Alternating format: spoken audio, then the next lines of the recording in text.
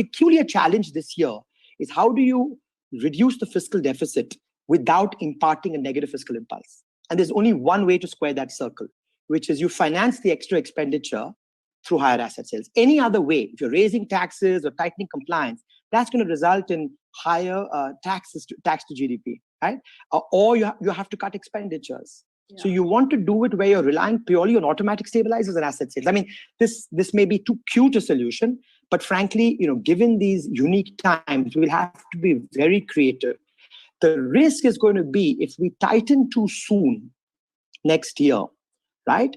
And we can't achieve that 7% growth over the medium term, then the tightening doesn't help us from a debt sustainability perspective, because if we don't get that 7% medium-term growth, debt to GDP is going to go up in any case. Absolutely. What's the trade-off between government expenditure on, say, infrastructure, job-generating infrastructure programs versus, what was earlier demanded this year, which was, sort of cash transfers or anything to support yes. the vulnerable section of the society, which, as you described, has certainly taken a disproportionate hit? I think conceptually we must distinguish between these two. NREGA, for example, is always meant to be unemployment insurance. It's meant to be insurance for 3 months or 6 months if you have a bad drought or you have a shock, right? What we're looking at is potentially a more chronic problem. And so any insurance mechanism can't solve a multi-year problem, right? And therefore, you really need job creation to mitigate the labor market stress. A 3-month NREGA or 6-month NREGA, urban or rural, will not solve that. The second reason is behavioral. What we will see also in some sections of society is precautionary savings going up. Now, precautionary savings rise because of uncertainty. And the only way to mitigate that uncertainty is to give people a job, right?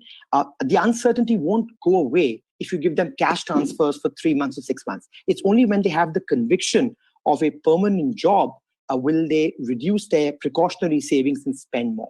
So I think NREGA was, in fact, as we found out, the only automatic stabilizer India has. Its value came through. Allocations have gone up. I think it's important that continues over the next 3-6 months. Demand for NREGA is still high. Not all of it is met. But from a 3-year perspective, we have to now move from insurance to job creation.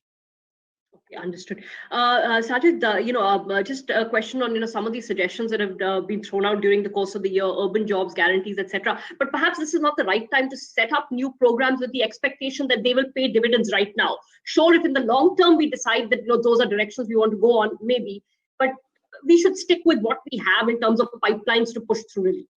For multiple reasons. One is timing. You need to impart the support now. New programs will take time to develop. Number two, I'm a little bit nervous about urban unemployment insurance, because to the extent that becomes a magnet to attract more migration from rural to urban.